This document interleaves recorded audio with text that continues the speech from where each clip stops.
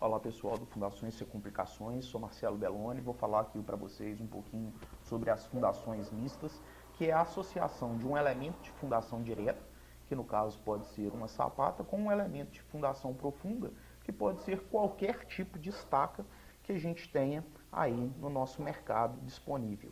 O que acontece? Quando a gente vai analisar então esses dois elementos de fundação junto, é muito importante a gente entender o comportamento na deformação desses elementos estruturais quando trabalhados isoladamente. A sapata, para se mobilizar toda a tensão de suporte ou a tensão que será transmitida ao terreno, ela depende que o solo sofra uma deformação significativa, que demos, toda deformação do solo a gente deu o nome de recalque.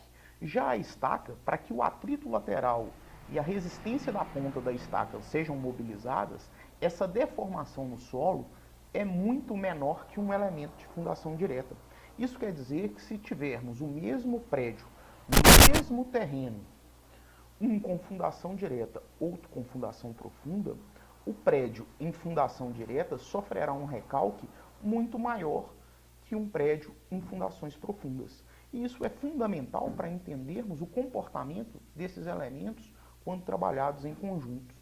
O primeiro elemento em fundação mista que houve estudos, era a sapata T ou a estaca T. Esse elemento ele advinha de uma sapata no qual na sua base era engastado uma estaca. Qual o problema foi se tendo ao longo dessa situação? Que quando a carga era aplicada, a estaca, sobre uma pequena deformação do solo, mobilizava o seu atrito lateral. E para essa mesma deformação, a tensão na base da sapata ainda não era completamente mobilizada. Demandaria, então, de uma deformação adicional para que pudesse mobilizar toda a tensão em seu contato.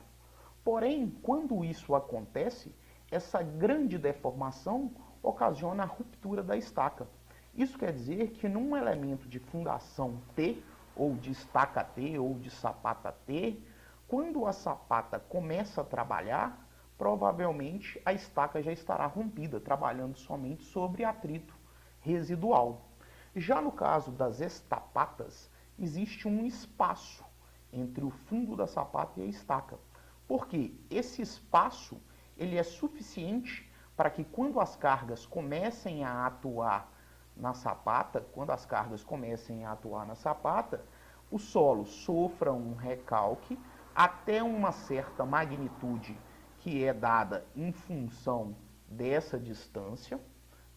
Quando então é sofrido esse recalque controlado, digamos assim, é mobilizado uma tensão na base da sapata e a sapata entra em contato com a estaca.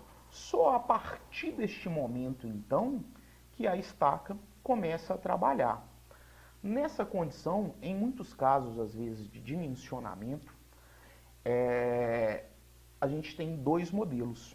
A gente poderia considerar, no caso de uma estapata, uma parte da carga sendo suportada pela sapata e uma parte suportada pela estaca, ou ainda a gente poderia condicionar que os elementos de fundação profunda eles só funcionariam como uma melhora do solo, aumentando a tensão admissível no dimensionamento de sapatas, das sapatas superiores aí. Eu vou mostrar para vocês aqui um estudo que eu fiz aqui na cidade de Coronel Fabriciano, e eu tenho alguns edifícios também em Ipatinga nessa metodologia, porém o mais interessante é um edifício na cidade de Fabriciano, é um prédio de 9 pavimentos, hoje ele já está finalizado. O terreno desse local, quando veio a sondagem, a gente teve uma areia fofa, com SPT variando de 2, 3, 4, 1, então um solo de capacidade geotécnica bem baixa.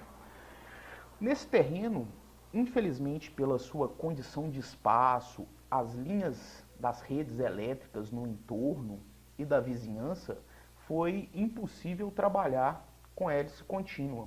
E caso a gente optasse por estaca cravada, a gente também teria alguns complicadores, já que é um bairro muito humilde, as edificações vizinhas não têm estrutura suficiente para suportar as vibrações da cravação de estaca.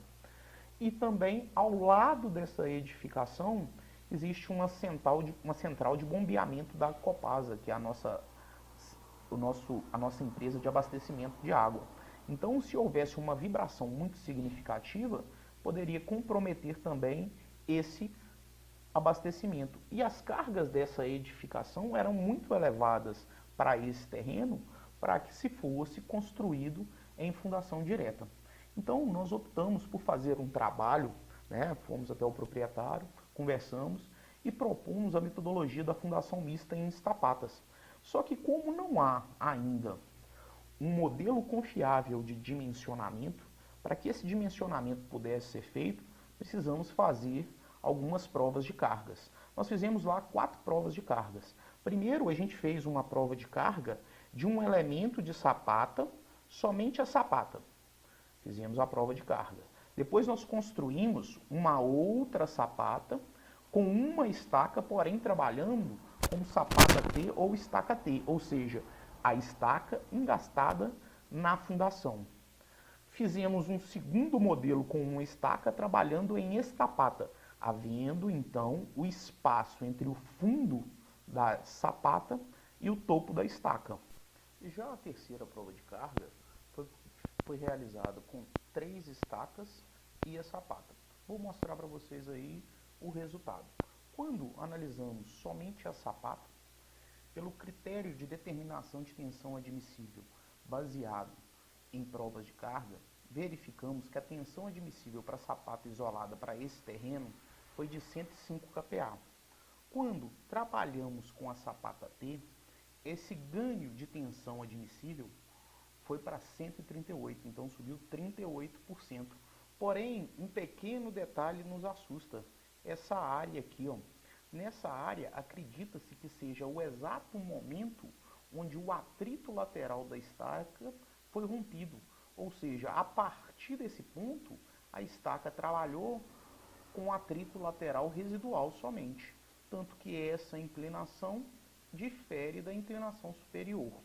Quando estudamos a sapata com uma estaca trabalhando em estapata, a tensão admissível foi um pouco menor que a sapata T, foi de 130,3, porém ainda um ganho de 30% bem significativo. Quando aumentamos para 3 estacas no elemento, o que aconteceu? Quando nós chegamos na carga de 150 toneladas, as estacas de reação do sistema de prova de carga não suportaram aquelas cargas. Não se esperava uma carga tão alta nesse estudo. E com isso houve a ruptura dessas estacas. Então a gente não conseguiu chegar até o fim dessa prova de carga. Porém a gente pode ver por esse gráfico que aproximadamente para um recalque de 10 milímetros, a nossa tensão admissível é superior a 450 kPa. É um ganho significativo.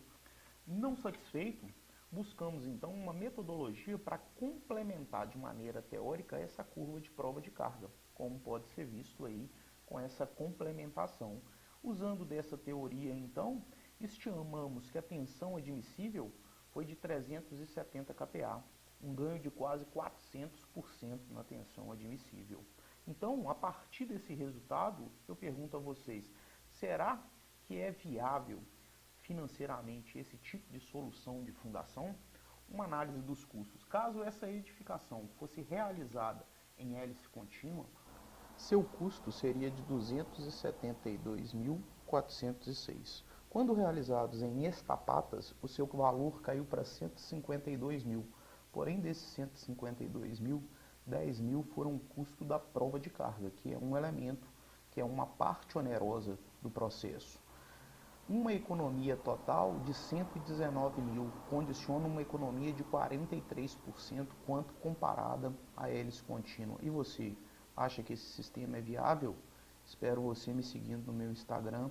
Um abraço, muito obrigado pela atenção.